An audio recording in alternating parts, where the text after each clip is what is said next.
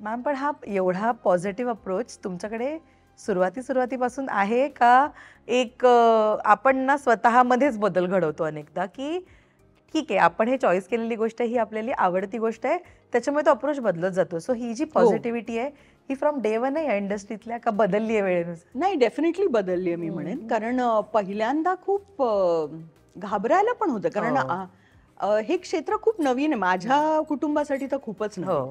म्हणजे खूप academic background मधून आलेली मुलगी आणि काही ह्या इंडस्ट्रीबद्दल काहीच माहिती नसताना, इंडस्ट्रीमध्ये कोणी बरोबर नसताना, म्हणजे सगळं डील स्वतः करायचं, ह्या गोष्टीमध्ये आधी खूप म्हणजे मी अशी कम्फर्टेबल नव्हते. मी खरंच सांगते. टेलिव्हिजनवर मी होते, कारण ते नेहमीच एक कुटुंबवत्सल असं एक वातावरण असायचं त्यात.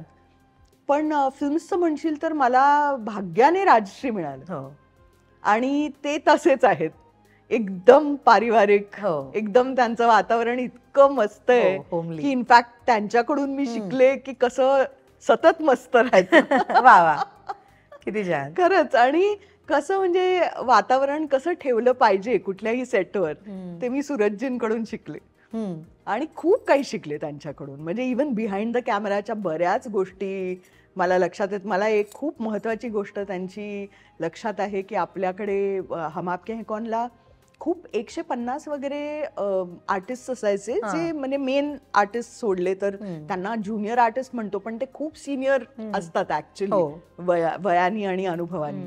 तर ते असायचे सेटवर आणि त्यांना इन्स्ट्रक्शन्स देताना सूरजजी कधीही त्यांना इधर भेटो उधर भेटो असे कधीच इन्स्ट्रक्शन्स नसायचे त्यांचे.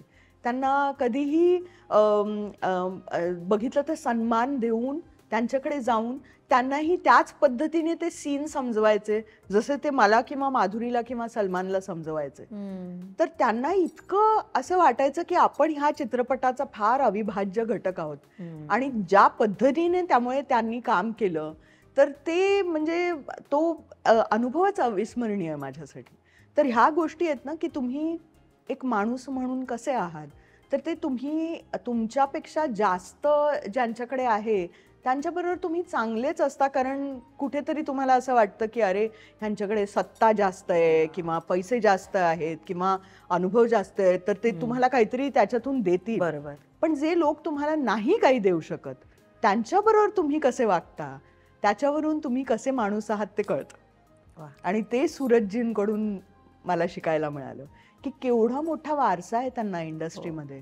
कधीपासून 1947 पासून राजश्री प्रोडक्शन जे सुरू झालंय आणि एक से एक हिट, म्हणजे काही विचारू नकोस. गाणी म्हणा, गोष्टी म्हणा, पटकथा म्हणा, सगळ्याच बाबतीत. आणि तरीही तो माणूस जर असा असू शकतो तर मग आपण म्हणजे किस खेत की मुलगी.